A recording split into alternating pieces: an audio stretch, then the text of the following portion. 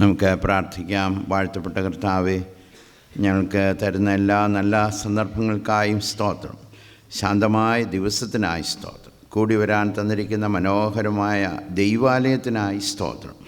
ഞങ്ങൾക്ക് നേതൃത്വം തരുന്ന ബഹുമാനപ്പെട്ട അച്ഛന്മാർക്കായി സ്തോത്രം.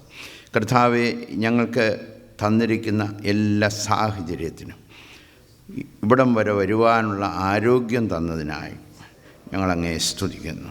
തിരുവചനം കൊണ്ട് ഞങ്ങളെ അനുഗ്രഹിക്കണമേ. അടിയൻ്റെ അധരത്തെ ശക്തീകരിക്കണം, ഹൃദയത്തെ ശുദ്ധീകരിക്കണം. ക്രിസ്തുയേശുവിൻ്റെ ധന്യമുള്ള നാമത്തിൽ തന്നെ.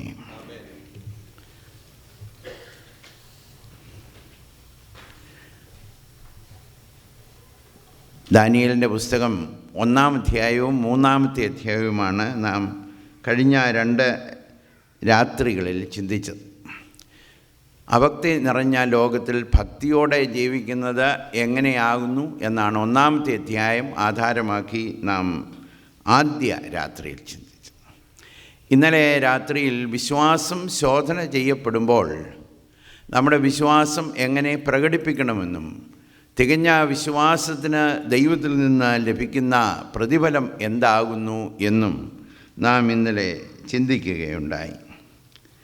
ഇന്ന് നമുക്ക് ഈ പുസ്തകത്തിൻ്റെ 2-ാമത്തെ അധ്യായത്തിലേക്ക് കടന്നു വരാം.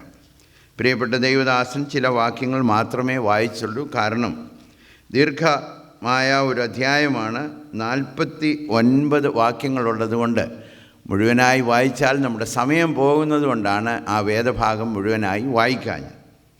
വായിച്ചില്ല എങ്കിലും അതിൻ്റെ ഒരു ചെറിയ സംക്ഷിപ്ത രൂപത്തിൽ അതിൻ്റെ ചരിത്രം ഒന്ന് പറയുന്നത് നമ്മുടെ ചിന്ത, നമ്മുടെ പഠനം അല്പം കൂടെ പ്രയോജനകരമാക്കി തീരും എന്ന് ഞാൻ വിശ്വസിക്കുന്നു.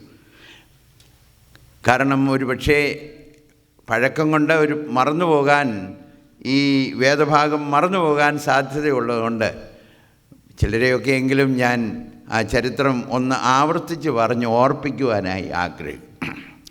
ബാബേൽ സാമ്രാജ്യത്തിൻ്റെ അധിപനായിരുന്ന നെബൂഖദ്നേസർ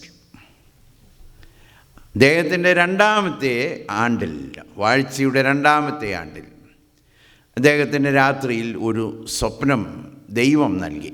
അങ്ങനെ തന്നെയാണ് നാം പിന്നീടുള്ള വാക്യങ്ങളിൽ നിന്ന് മനസ്സിലാക്കുക. ആ സ്വപ്നം അദ്ദേഹത്തെ വളരെയധികം അലട്ടി. തൻ്റെ ഹൃദയാന്തർഭാഗത്ത് ചിന്താക്കുഴപ്പമുണ്ടായി എന്ന് നാം വായിക്കുന്നു. മനസ്സ് വ്യാകുലപ്പെട്ടു എന്നാണ് 1-ാമത്തെ വാക്യത്തിൽ പറഞ്ഞത്. അത് നിമിത്തം ഉറക്കമില്ലാതെയായി. സ്വപ്നം ലഭിച്ചതിന് ശേഷം പിന്നീട് ഉറങ്ങാൻ അദ്ദേഹത്തിന് കഴിഞ്ഞില്ല. അതിന് വേറൊരു കാരണം കൂടുണ്ട്.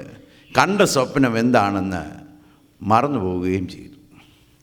രാജാവാണല്ലോ, ധാരാളം സാധ്യതകളും ചുറ്റുപാടുകളും ഉള്ളതുകൊണ്ട് പ്രഭാതത്തിൽ തന്നെ എല്ലാ മന്ത്രവാദികളെയും ആഭിചാരകന്മാരെയും കൽദയരെയും കഴിവുള്ള എല്ലാ വിദ്വാൻമാരെയും തൻ്റെ അടുക്കൽ വിളിച്ചു കൂട്ടി. അവരോട് പറഞ്ഞു, ഇന്നലെ രാത്രി ഞാനൊരു സ്വപ്നം കണ്ടു, എൻ്റെ ഹൃദയം വ്യാകുലപ്പെട്ടു, എനിക്ക് ഉറക്കം നഷ്ടപ്പെട്ടു, ഞാൻ സ്വപ്നം മറന്നു. അതുകൊണ്ട് നിങ്ങൾ സ്വപ്നവും അതിൻ്റെ അർത്ഥവും എന്നെ ബോധിപ്പിക്കണം. അപ്പോൾ വിദ്വാൻമാർ, ജ്ഞാനികൾ പറഞ്ഞു, രാജാവേ, ഈ ചോദിക്കുന്ന കാര്യം അല്പം കഠിനമായ കാര്യമാണ്. സ്വപ്നം പറഞ്ഞാൽ ഞങ്ങൾ അതിൻ്റെ അർത്ഥം അങ്ങേ ബോധിപ്പിക്കാം. എന്നാൽ രാജാവ് പറഞ്ഞു, നിങ്ങൾ സമയം കളയുകയാണ്. വാസ്തവത്തിൽ അർത്ഥം പറയാൻ കഴിവുള്ളവരാണെങ്കിൽ, വ്യാഖ്യാനിക്കാൻ കഴിവുള്ളവരാണ് എന്ന് എനിക്ക് നിങ്ങൾ തെളിയിച്ചു തരേണ്ടതിന് സ്വപ്നം കൂടെ നിങ്ങൾ പറയേണ്ടത് ആവശ്യമാണെന്ന് പറഞ്ഞു. വാസ്തവത്തിൽ അതൊരു നല്ല ടെസ്റ്റായിരുന്നു എന്നാണ് എനിക്ക് തോന്നുന്നത്. ഒരു സ്വപ്നം കേട്ടാൽ ഏത് രീതിയിൽ അത് വ്യാഖ്യാനിച്ചാലും കേൾക്കുന്നയാൾ വിശ്വസിക്കാൻ സാധ്യതയുണ്ട്. എന്നാൽ ഈ പറഞ്ഞ വ്യാഖ്യാനം ശരിയാണെന്നറിയണമെങ്കിൽ മറന്നുപോയ സ്വപ്നം കൂടെ പറയാനുള്ള കഴിവ് അവർക്കുണ്ടാകണം.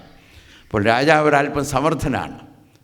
അപ്പോൾ അത് പറഞ്ഞു കഴിഞ്ഞപ്പോൾ അവർ പറഞ്ഞു, ഒരു മനുഷ്യനെ കൊണ്ടു, ജഡവാസമില്ലാത്ത ദേവന്മാർക്കല്ലാതെ ഈ കാര്യത്തിന് ഉത്തരം പറയാൻ കഴിയത്തില്ല. രാജാവ് കോപിച്ചു. വിദ്വാൻമാരെ എല്ലാം കൊല്ലുവാൻ, അദ്ദേഹത്തിൻ്റെ ഭാഷയിൽ കഷണം കഷണമായി കൊല്ലുവാൻ, അവരുടെ ഭവനം കുപ്പക്കുന്നാക്കാൻ ക്രൂരനായൊരു രാജാവ് തന്നെയാണ് കൽപ്പന കൊടുത്തു. അങ്ങനെ അരിയോക്കെന്ന് പറയുന്ന മനുഷ്യൻ വിദ്വാൻമാരെ എല്ലാം കൊല്ലുവാനായി പുറപ്പെട്ടു പോകുമ്പോൾ ദാനിയേലിനെയും കൂട്ടരെയും ഈ കൂട്ടത്തിൽ ഉൾപ്പെടുന്നവരാണ്, ജ്ഞാനികളുടെ കൂട്ടത്തിൽ ഉൾപ്പെടുന്നയാണ്, അവരെയും കൂടെ കൊല്ലുവാനായി തിരക്കി. അപ്പോൾ ദാനിയേൽ ഇതിൻ്റെ കാരണം എന്താണ് എന്ന് ചോദിച്ചപ്പോൾ അരിയോക്ക് സംഭവമൊക്കെ പറഞ്ഞു. അപ്പോൾ പറഞ്ഞു, രാജാവിൻ്റെ അടുക്കൽ ചെല്ലാൻ എനിക്ക് അനുവാദം തരണം. അതനുസരിച്ച് രാജാവിൻ്റെ അടുക്കൽ ചെന്ന് പറഞ്ഞു, ഞാൻ സ്വപ്നവും വ്യാഖ്യാനവും പറഞ്ഞു തരാം എന്ന് രാജാവിനെ ബോധിപ്പിച്ചു. അതിനുശേഷം അദ്ദേഹം 3 സഹോദരന്മാരുടെ അടുക്കൽ പോയി. ശദ്രക്ക്, മേശക്ക്, അബേദ്നെഗോ അവർ ഒരുമിച്ച് ചേർന്ന് 4 പേരും കൂടെ ദൈവസന്നിധിയിൽ കരുണയ്ക്ക് വേണ്ടി അപേക്ഷിച്ചു. അങ്ങനെയാണ് വേദഭാഗത്ത് പറഞ്ഞിരിക്കുന്നത്. ദൈവത്തിൻ്റെ കരുണയ്ക്ക് വേണ്ടി അപേക്ഷിച്ചു. അതിനുശേഷം രാത്രിയിൽ ഉറങ്ങാൻ പോയെന്നാണ് ഞാനത് മനസ്സിലാക്കുക. ഉറക്കത്തിൽ, നിദ്രയിൽ ദാനിയേലിന് സ്വപ്നം വെളിപ്പെട്ടു, ദർശനം ലഭിച്ചു. അപ്പോൾ തന്നെ അദ്ദേഹം എഴുന്നേറ്റ് സഹോദരന്മാരോട് ഒരുമിച്ച് ചേർന്ന് ദൈവത്തെ മഹത്വപ്പെടുത്തി.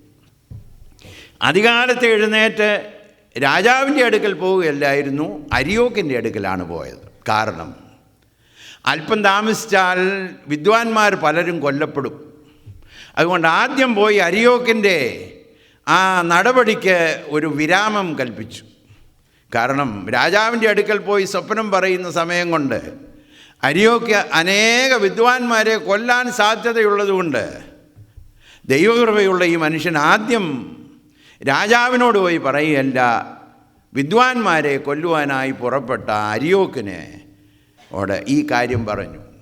അതിനുശേഷം രാജാവിൻ്റെ അടുക്കൽ ചെന്ന് സ്വപ്നം വിവരിച്ചു. രാജാവ് കണ്ട വലിയ ബിംബം തല സ്വർണം കൊണ്ടാണ്, നെഞ്ചും കൈയും വെള്ളി കൊണ്ടാണ്, വയറും തുടയും താമ്രം കൊണ്ടാണ്, കാലുകൾ 2 ഇരുമ്പ് കൊണ്ടാണ്, പാദങ്ങൾ പാതി ഇരുമ്പും പാതി കളിമണ്ണും. രാജാവെ അങ്ങ് നോക്കിക്കൊണ്ടിരിക്കുമ്പോൾ കൈ തൊടാതെ ഒരു കല്ല് അടുത്തു വന്നു. അത് പാതി ഇരുമ്പും പാതി കളിമണ്ണുമായിരുന്ന ഭാഗത്ത് അത് വന്ന് അടിച്ചു. ആ ബിംബം തകർന്നു, ധൂളിയായി, കാറ്റ് വന്നു, അതിനെ പറത്തിക്കൊണ്ടുപോയി. എന്നാൽ ഇത് വന്ന് പതിച്ച ഈ കല്ല് ഒരു വലിയ മലയായി തീർന്നു, ഭൂമി മുഴുവൻ നിറഞ്ഞു. അതിനെക്കുറിച്ചൊരു വ്യാഖ്യാനം, ബാബേൽ സാമ്രാജ്യത്തിന് ശേഷം സക്സസീവ് എംപയേഴ്സ് വരും. മേദ്യ പേർസ്യ സാമ്രാജ്യവും, യവന സാമ്രാജ്യവും, റോമ സാമ്രാജ്യവും, സമ്മിശ്രമായ സാമ്രാജ്യവും, ഭിന്ന രാജ്യങ്ങൾ ഒരുമിച്ച് ചേർന്ന് പോകുന്ന ഒരു സാമ്രാജ്യവും ഉണ്ടാകും. എന്നാൽ കൈതൊടാതെ വരുന്നൊരു കല്ല് ഈ രാജാക്കന്മാരുടെ കാലത്ത് സ്വർഗത്തിലെ ദൈവം മാറ്റമില്ലാത്ത തൻ്റെ രാജ്യം സ്ഥാപിക്കും. രാജാവിന് ഹൃദയത്തിൽ വലിയ സന്തോഷമുണ്ടായി. ഈ ദാനിയേലിൻ്റെ മുമ്പിൽ അദ്ദേഹം നമസ്കരിച്ചു എന്നാണ് പറയുന്നത്. ഇപ്പോൾ രാജാവ് ആരാണെന്ന് സംശയിക്കണം. ദാനിയേലിൻ്റെ മുമ്പിൽ വീണ് അവനെ നമസ്കരിച്ചു. എല്ലാ മാനവും മഹത്വവും ഒക്കെ കൊടുത്തപ്പോൾ ദാനിയേൽ പറഞ്ഞു, എൻ്റെ സ്നേഹിതന്മാർ കുറച്ച് പേരുണ്ട്, അവരെ കൂടെ അങ്ങ് മാനിക്കണം. ആ ഭാഗം നമ്മൾ വിട്ടുപോകരുത്. ദാനിയേൽ മാനം കിട്ടിയ ഉടനെ ഓടിപ്പോവുകയല്ലായിരുന്നു. ഉടനെ തന്നെ തൻ്റെ സ്നേഹിതന്മാരുടെ കാര്യം പറഞ്ഞു. അവരെയും രാജാവ് ദാനിയേലിൻ്റെ ആവശ്യപ്രകാരം, അങ്ങനെയാണ് അവസാന വാക്യത്തിൽ, ആഗ്രഹപ്രകാരം മാനവും പദവിയും നൽകി മാനിച്ചു. അതാണ് ഈ അധ്യായത്തിൻ്റെ പ്രധാന ഭാഗമായി നാം കാണും. എന്താണ് ഇതിനകത്തെ സന്ദേശം? വേദശാസ്ത്ര പണ്ഡിതന്മാർ എസ്കറ്റോളജി എന്നൊരു പദം ഉപയോഗിക്കാറുണ്ട്. അന്ത്യകാല സംഭവങ്ങളെക്കുറിച്ചുള്ള വേദശാസ്ത്രത്തിന് കൊടുത്തിരിക്കുന്നൊരു പേരാണ് എസ്കറ്റോളജി. ഒരു ദൈവദാസൻ പറഞ്ഞിരിക്കുന്നത്, ഈ 2-ാമത്തെ അധ്യായം ഈ ABC ഓഫ് പ്രോഫസി, അതായത് പ്രവചനങ്ങളുടെ ABC ആണെന്നാണ് അദ്ദേഹം പറഞ്ഞിരിക്കുന്നത്.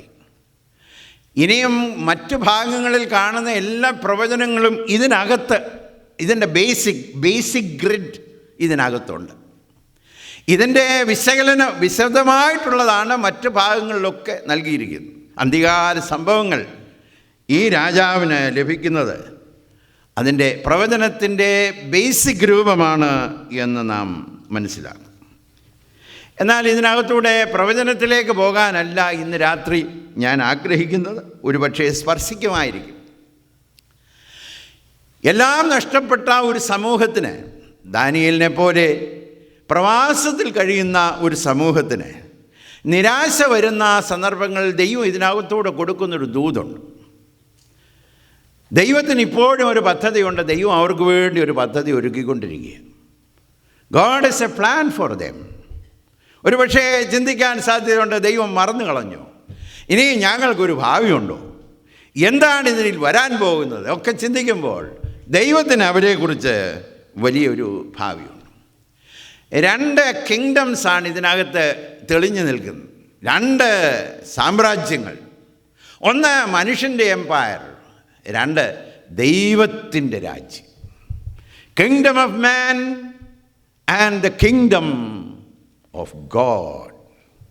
ഈ രണ്ടും തമ്മിലുള്ള കോൺട്രാസ്റ്റ്, വ്യത്യാസങ്ങൾ വളരെ നമ്മുടെ മുമ്പിൽ വരച്ച് കാട്ടിയിട്ടുണ്ട് ഇതിനകത്ത്.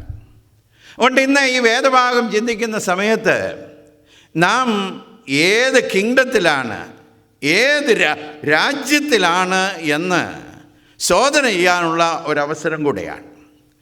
ദാനിയേൽ ബാബേൽ സാമ്രാജ്യത്തിൽ ജീവിച്ചു. മേദ്യപാർസി സാമ്രാജ്യത്തിലും അദ്ദേഹം ഉണ്ടായിരുന്നു. ഈ ലോക സാമ്രാജ്യത്തിൽ അദ്ദേഹം ജീവിച്ചിരുന്നു എങ്കിലും വരാനിരിക്കുന്ന ദൈവരാജ്യത്തിൻ്റെ ഒരവകാശിയായിട്ടാണ് അദ്ദേഹം ജീവിച്ചിരുന്നത്.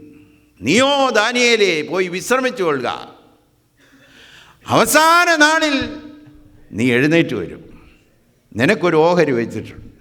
അപ്പോൾ അത്രമാത്രം ഈ ലോക സാമ്രാജ്യത്തിൽ അദ്ദേഹം ജീവിക്കുന്നു എങ്കിലും വരുവാനുള്ള സാമ്രാജ്യത്തിൻ്റെ അംശിയായി, ഇൻഹെറിറ്ററായി അദ്ദേഹം ജീവിച്ചു എന്നുള്ളത് എത്ര സന്തോഷകരമാണ്. അതേ അനുഭവത്തിൽ ജീവിക്കാനാണ് വിശ്വാസികളായ നമ്മെക്കുറിച്ച് ദൈവം ആഗ്രഹിക്കുന്നത്. While living in the kingdom of man, living with the experience of the kingdom of God. അതുകൊണ്ടാണല്ലോ യേശു തമ്പുരാൻ പറഞ്ഞത്, ദൈവരാജ്യം നിങ്ങളുടെ നടുവിൽ. വരാനൊരു രാജ്യമുണ്ട്, അതിനുവേണ്ടി നാം നോക്കി പാർക്കുന്നു. എന്നാൽ അതിനുവേണ്ടി കാത്തിരിക്കുമ്പോൾ തന്നെ ദൈവരാജ്യത്തിൻ്റെ അനുഭവത്തിൽ ഈ ഭൂമിയിൽ ജീവിക്കുന്നതാണ് അനുഗ്രഹിക്കപ്പെട്ട അനുഭവം. പാഴ്സി രാജാവായ കോരേസിൻ്റെ കാലം വരെ ദാനിയേൽ ജീവിച്ചിരുന്നു. ശുഭപ്പെട്ടിരുന്നു എന്നൊരു വാക്കാണ് ഉപയോഗിച്ചിരിക്കുന്നത് കേട്ടോ. He prospered.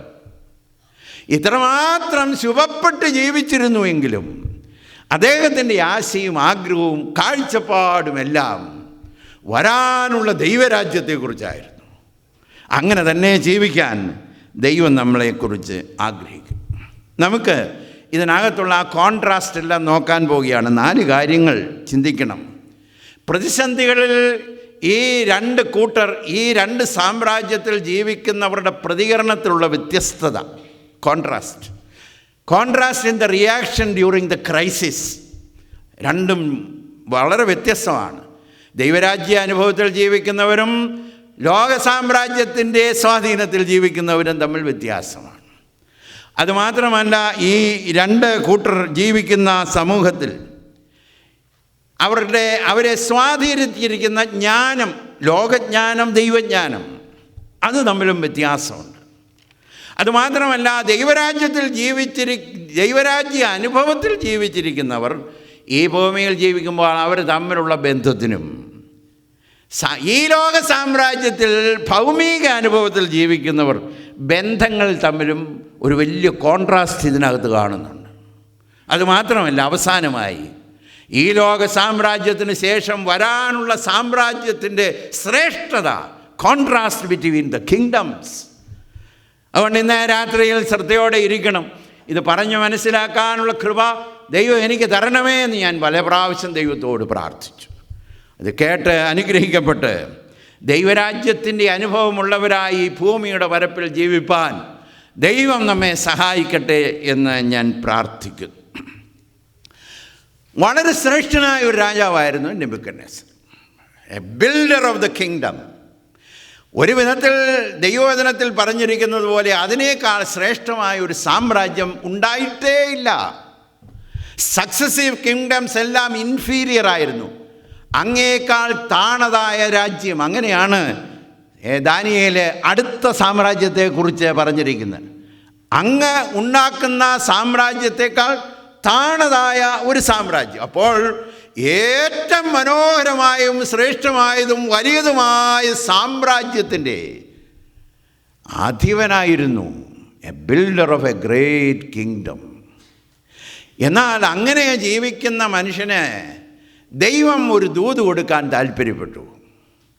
സ്വന്തം രാജ്യം, സ്വന്തം സാമ്രാജ്യം, വലിയ സാമ്രാജ്യം കെട്ടിപ്പണിയുന്ന ഒരു മനുഷ്യന് ഇതിനപ്പുറത്ത് വേറൊരു രാജ്യമുണ്ട് എന്നുള്ള ചിന്ത അവൻ്റെ ഉള്ളിൽ കൊടുക്കാൻ ദൈവം ആഗ്രഹിച്ചു. ഒരുപക്ഷേ ആ സത്യം പെട്ടെന്ന് വന്നുകൊണ്ടായിരിക്കാം അവൻ്റെ മനസ്സ് വ്യാകുലപ്പെട്ടു.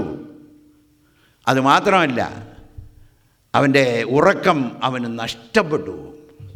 എനിക്ക് തോന്നുന്നു ഇന്നത്തെ കാലത്തും people are building their own kingdoms. അവരുടേതായ കൊച്ചു സാമ്രാജ്യമൊക്കെ വളരെയധികം ബന്ധപ്പെട്ട് പണിതുകൊണ്ടിരിക്കുക.